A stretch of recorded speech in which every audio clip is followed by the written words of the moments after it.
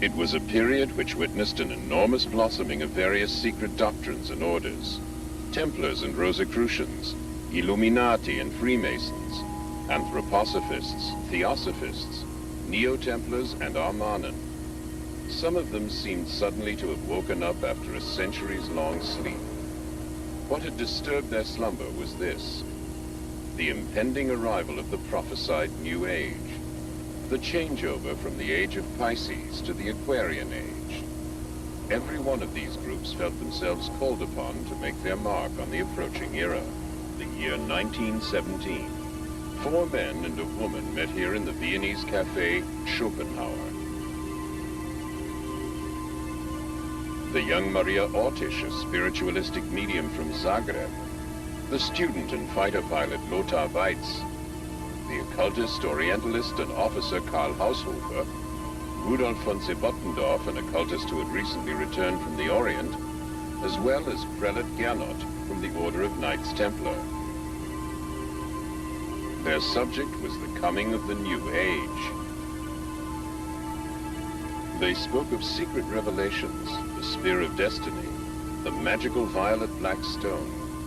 They discussed the possibility of making transmedial contact with the ancient Germanic and Babylonian deities, Ishtar, Ostara, and Isais, and of communicating with distant worlds, not only on this side, but also on the other.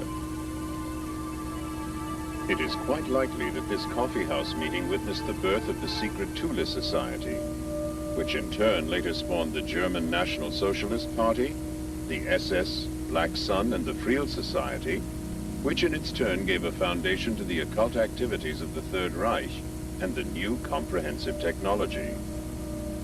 And the beginning of German UFOs. Maria Orsitsch presented texts she had received from her spirit medium, one in the Sumerian alphabet and the other in the secret code of the Knights Templar. Both texts had already been translated. Were they messages from the gods, or tidings from some alien civilization? 2 special departments, U-13 and SSE-4, were set up to concentrate exclusively on the realization of this new technology. After the National Socialist Party came to power, the occult societies withdrew into the background. Within the SS, the Thule Society created a separate secret organization called the Black Sun. The Vril Society carried on much as before with its scientific research. According to reports, the Vril Society had by the middle of 1934 created its first experimental circular aircraft to be propelled with the anti-gravitational effect, the RFC-1. The men responsible for the design and construction were Dr. Schumann and an engineer from Bochum. Since 1929, the young Gertie Vogt had been responsible for running the Vril Society, and she made herself known to private investors who were prepared to invest in projects that carried an element of risk.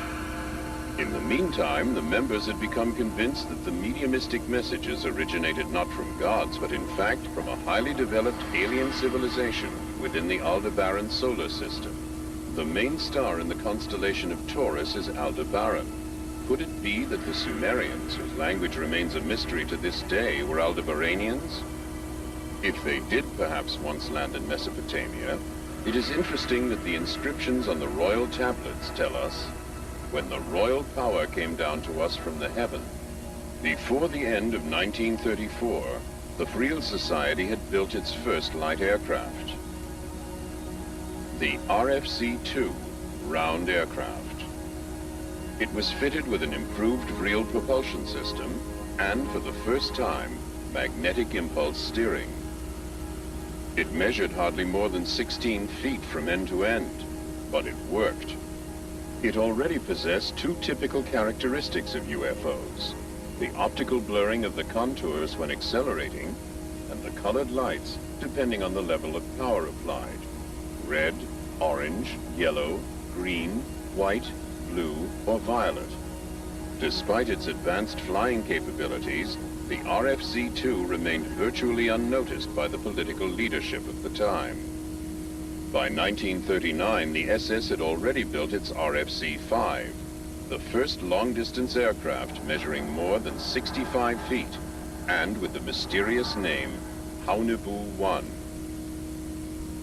Under tight security, the Haunebu-1 made its maiden flight, in all probability, in August of 1939. Documents show that by 1941, the British had already found out about these top-secret SS experiments. My background includes remote sensing technology and the exploration of the UFO phenomena. Over the years, I've had the privilege of being a friend and colleague of the late American Naval Admiral Valkyrie, who was instrumental in bringing many of the German scientists to the United States at the end of World War II.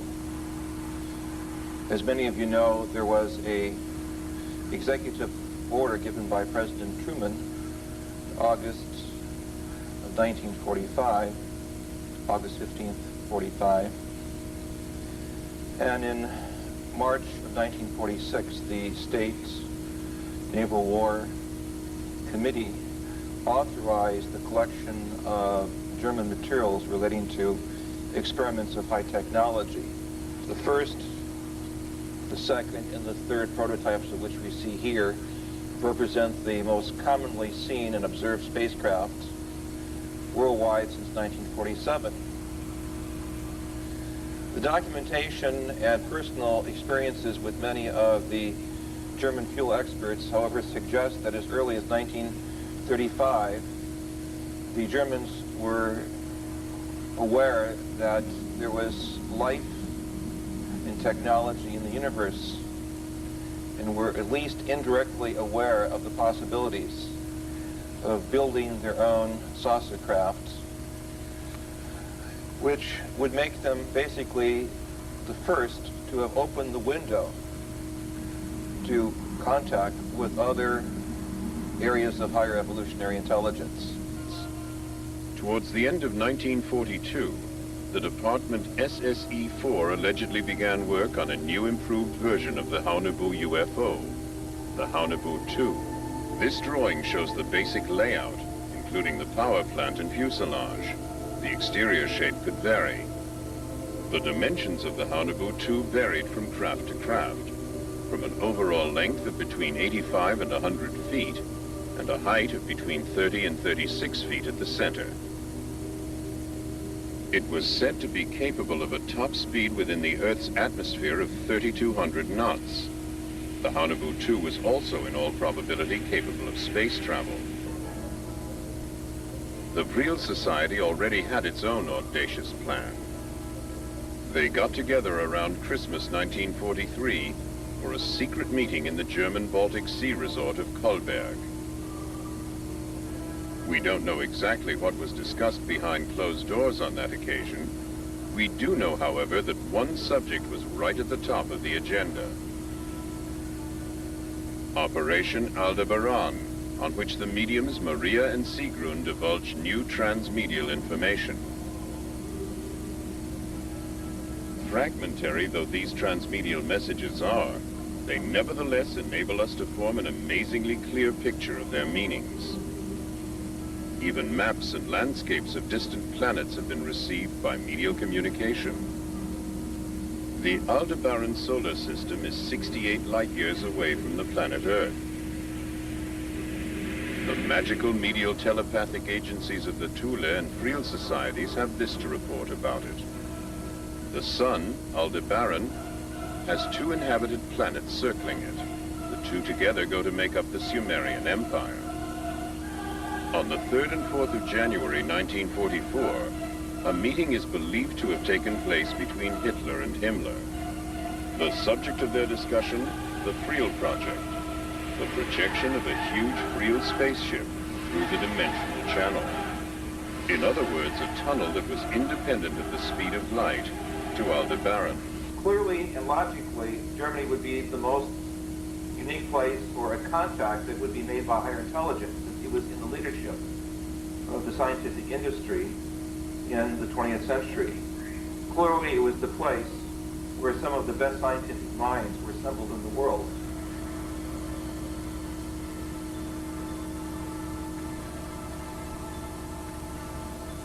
Can we really disregard the possibility that there was an alien influence or contact at work at that time? What could this structure, photographed on the Vri-Il testing ground in the autumn of 1943, possibly be? A Vril 7 engine being tested? Possibly. But mightn't it also be a spaceship from Aldebaran?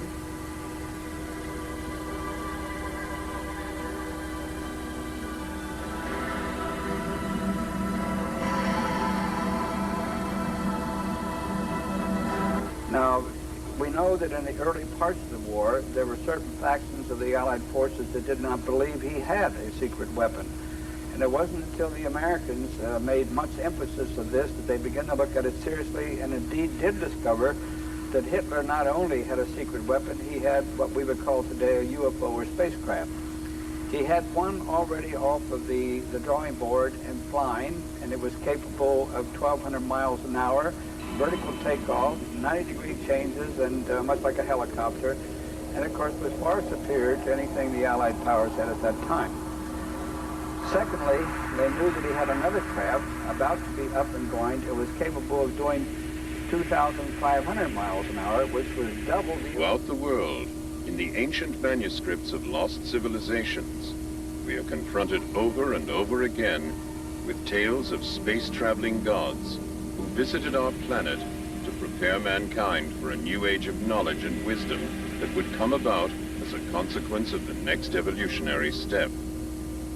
The occult secret societies of the Third Reich knew of these traditions and sought ways to make contact with these space-traveling gods who had first arrived in Babylon all those centuries ago.